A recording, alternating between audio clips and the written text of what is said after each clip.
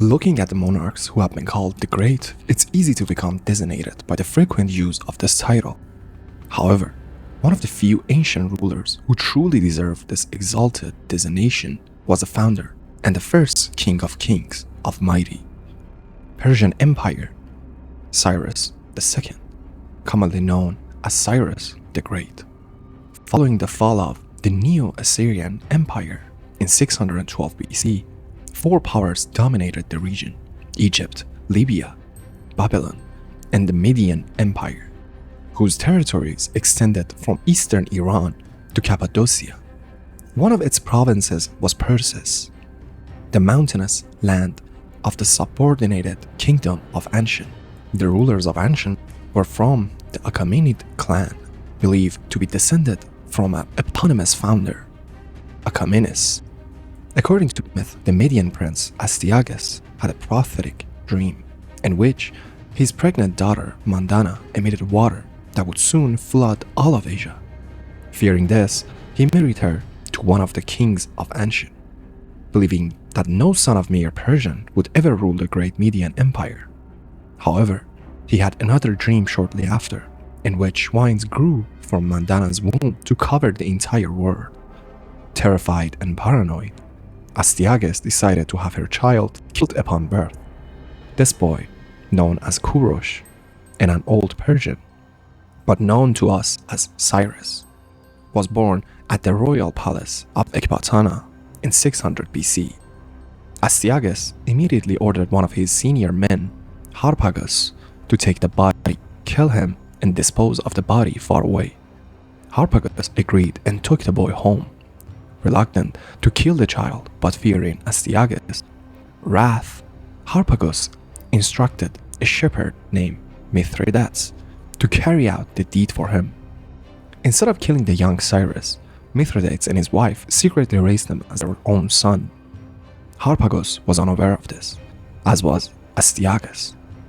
One day Cyrus, then living under the alias Euphrates, was playing king and court with a few other boys, one of whom was the son of a Median magnate. During the game, King Cyrus ended up whipping the noble boy, who later complained to his father.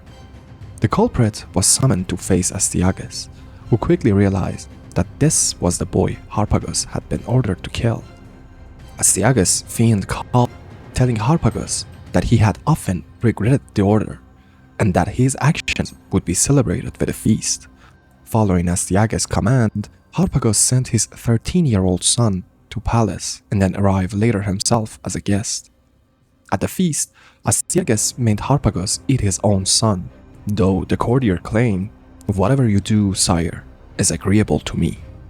He would forever harbor a grudge. Meanwhile, Cyrus was spared and even went on to become a royal cupbearer, a position of significant prestige. The young Persian, who also served as a royal envoy and advisor, becoming an influential figure at court. Crucial to Astyages, Cyrus also married Cassandana, a fellow Achaemenid and the love of his life. At the same time, Harpagus was rallying anti-Astyages nobles and forging an alliance with Cyrus. In 552 BC, they decided to act. The prince, now in his 40s, returned to his homeland and led a revolt. After winning an initial battle there and another on the border between Persia and Media, Cyrus and his allies defeated Astyages. Army outside Pasargad died, following Harpagus' betrayal, and soon took Ecbatana. Almost immediately, Median governors in Hyrcania, Parthia, and Bactria submitted as well. Thus, the Achaemenid Empire, which began as a collaboration between Persia and Media, was established. In the aftermath, Cyrus efficiently managed his newly acquired realm. His territories were divided into semi-autonomous provinces called Astrapes, each governed by straps, initially chosen from both Persians and Medes. Overseers were appointed to supervise these lesser rulers. 10,000 of Cyrus' elite warriors were organized as a renowned, spear-wielding Immortals, whose numbers never fell below that figure. The King of Kings achieved all this under the pretense of friendship treaties established with his influential neighbors, Babylon and Lydia. However, bolstered by a famously misleading oracle response from Delphi, the Lydian king Croesus began assembling forces to challenge this rising Persian leader. By 548 BC, likely informed by well-placed spies about the military buildup at the Euphrates River, Cyrus sent envoys to the Ionian Greeks, requesting them to stay neutral in the impending conflict. However, cities loyal to Lydia rejected this outright, with the sole exception of Miletus. This decision among the Achaean Greeks would eventually, over 50 years later, spark the renowned Greco-Persian wars of Salamis and Thermopylae. After crossing the Halys and thus breaching the Achaemenid frontier by bridge in 547 BC, Croesus and his substantial army besieged Betrayal. Upon hearing of this invasion at his capital, Ecbatana, Cyrus marched west to confront the Lydians, joined at various points by loyal armies from the satrapies. His core forces comprised Persians and Medes, but also included Hyrcanians, Sakai, and others. By the time the Achaemenid army, which was likely smaller than the Lydian force, arrived, Betrayal had already fallen, and its inhabitants had been sent to Lydia as slaves. Confident in his ability to defeat Cyrus, Croesus prepared for battle. But in the clash that lasted the entire day, the Persian center broke through and severely faltered his army, forcing Croesus to retreat to Sardis. Expecting that winter would halt hostilities, the Lydian king sent emissaries to his allies in Babylon, Egypt, and Sparta, requesting them to dispatch armies within 5 months to support him. Crucially, he also sent away all his mercenaries with similar instructions, defying the typical warfare strategies of the time. Cyrus advanced into Lydia and camped within sight of Sardis. Croesus dispatched a formidable cavalry force to confront the Persians. Harpagos advised that their cavalry be mounted on camels and from the vanguard to intimidate the Lydian horses. When the battle began, this tactic was effective, and despite heavy losses, Croesus managed to retreat into the fortress of Sardis before the Persians could encircle the city. Croesus succeeded in sending out pleas for help. After a mere 14-day siege, one of the greatest Near Eastern capitals fell. Following this swift campaign, Sardis and all of Asia Minor came under Achaemenid control.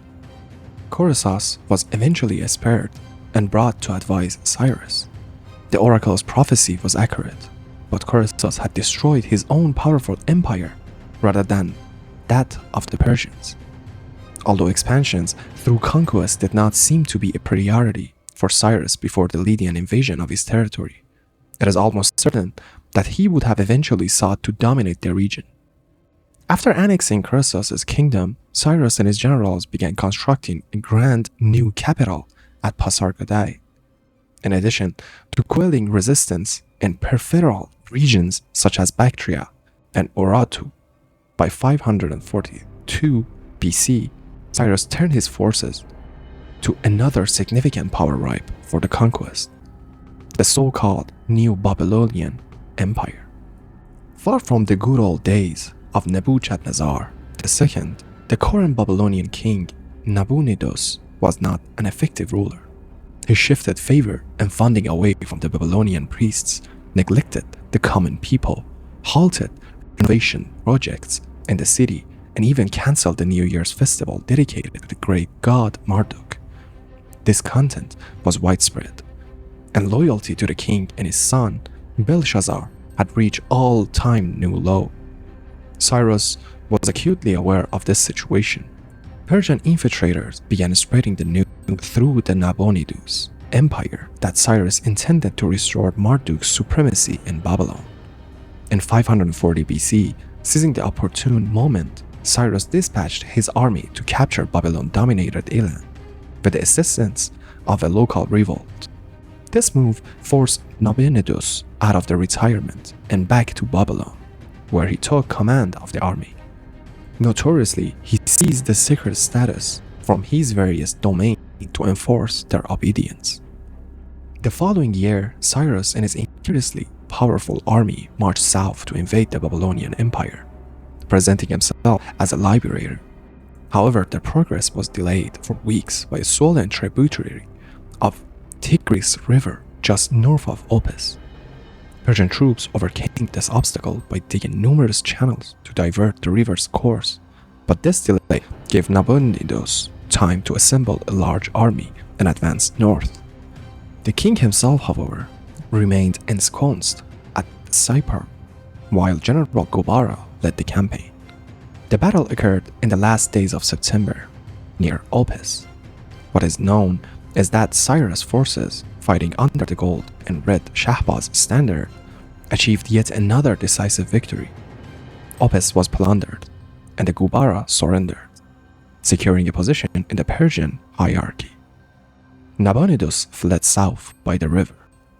Instead of facing another hostile army in the field, Cyrus arrived with his vast host outside the massive, sprawling city of Babylon to find Nabonidus' armies camped within, prepared for an extended siege.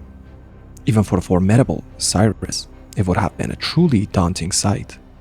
The city's defensive included multiple layers of moats, the great Euphrates River itself, and two colossal walls, inner and outer, 80 feet high or more, stretching for 15 miles around the city's near triangular perimeter.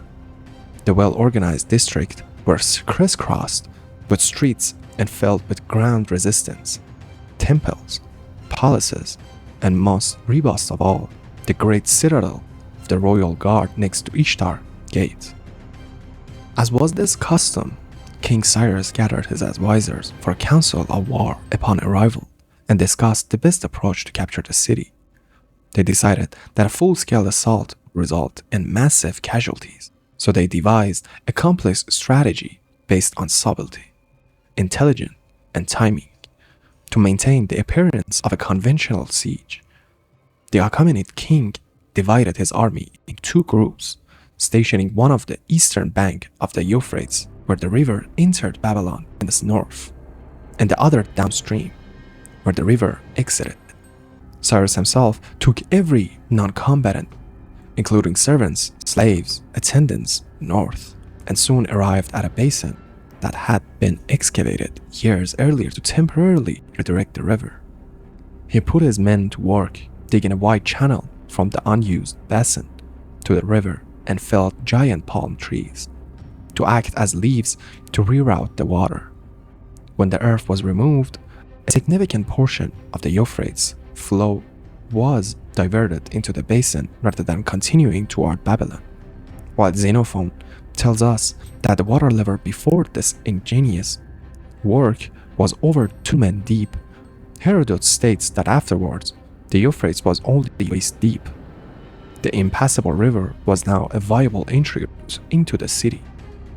That very night, perfectly timed to coincide with a grand festival of music, drinking, and revelry in Babylon, Cyrus had Gobara infiltrate the city via the reduced river, which went unnoticed by the celebratory citizens and guards of the Nabonidus capital. The defenders, lulled into a false sense of security by their formidable defenses and weakened by alcohol, were unable to resist the Persian infiltration.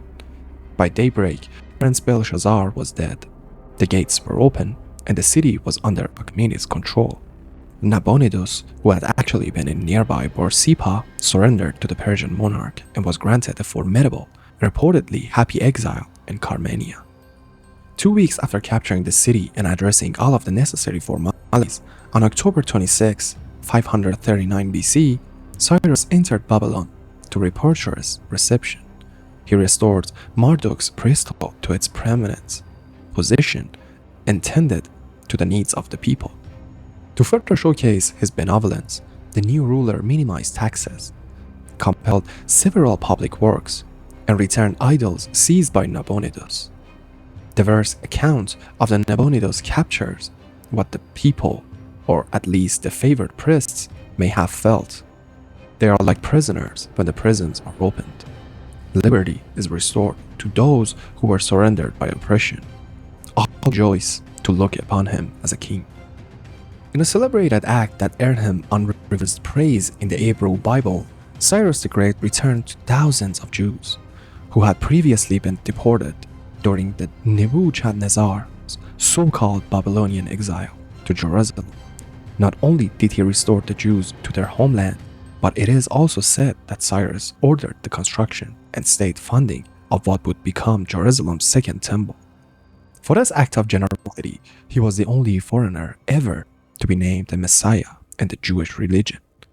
Without this, it is possible that Judaism would have faded away, while Christianity and Islam might never have emerged. After the Persian annexation of Babylon and its vast empire, the only remaining significant rival to Cyrus was Egypt. But that issue of imperial expansion would be deferred until after the founder's death. There is a gap in the ancient sources following about 539 BC, during which the great king likely focused on administrating his provinces, stabilizing the empire, and laying the groundwork for centuries of prosperous rule. Xenophon informs us that when the king wasn't campaigning with his army, he would spend even months of the year in Babylon, where the climate was warm and sunny. In the spring, Cyrus would move to Susa for 3 months, and during the summer, he would ascend to Ecbatana in the Median highlands, where the cooler climate was more comfortable. He visited Pasargadae only 7 times during his reign, while Persepolis was built later. In late autumn of 130 BC, with his newly organized hegemonic empire in order, Cyrus led his army to confront a formidable new adversary. After a long march across Iran, the Persian forces arrived at the northeastern steppe frontier of the empire, in what is now Kazakhstan and Uzbekistan. There, a fierce Scythian tribe known as the Mascatae was gathering a vast army of both infantry and their famed nomadic cavalry. Upon reaching the vicinity of the Euphrates River, where the Mascatae were then situated, Cyrus, emboldened by his numerous victories, discovered that the previous leader of this troublesome tribe had died. In his place was the formidable Amazon-like Scythian queen, Tomyris. Cyrus mobilized his forces but also sent a marriage proposal to the queen, hoping for a diplomatic resolution. This offer was quickly turned down, as the astute queen recognized that Cyrus was more interested in her territory than in her personality. While the Persians were constructing a pontoon bridge across the Oxus, messengers from Tomyris arrived with a proposal of her own. Desist, king of the Medes, from what you are intent on, for you cannot know if completing this project will be to your benefit. Withdraw and remain king of your own realm. Be patient and witness ruling over those whom we govern. After making this bold statement, Tomyris declared that the bridge was unnecessary. She proposed either retreating 3 days from the river to fight the Persians on open ground, or allowing the Mascatae to cross, whichever the Persians preferred. When Cyrus convened his advisors, all but one suggested that he should withdraw and then confront Tomyris by the river. The sole dissenting voice was Croesus, the deposed king of the Lydians, who advised Cyrus to cross the far side. Cyrus heeded his advice and did just that. Subsequently, after establishing a luxurious camp and pretending to retreat, the Persians lured a third of the Mascatae army, who indulged in the spoils. This contingent, led by Tomyris' son, was then ambushed by the full Persian army and annihilated. Tomyris' son committed suicide, and his mother vowed to avenge him by giving Cyrus the blood he evidently sought. On December 4th, 530 BC, the armies of Cyrus and Tomyris met in battle. From a distance, the nomads and their Persian adversaries were evenly matched, both being skilled archers. However, when Mascatae closed in, their heavy bronze armor and fierce battle axes devastated the Achaemenid army. Nearly the entire force was destroyed, and Cyrus was killed, either on the battlefield or from his wounds a few days later. Tomyris fulfilled her vow by locating the Persian king's head and immersing it in blood from animal skin. However, through either negotiation or a bold act of some sort, which remains unknown to us, Cyrus' remains were interred in the tomb of Cyrus in Pasargadae, a relic of the ancient world that still stands for more or less intact today. By the time of Alexander's conquest 200 years later, an inscription on the tomb read, "I am Cyrus, son of Cambyses, who founded the Persian Empire."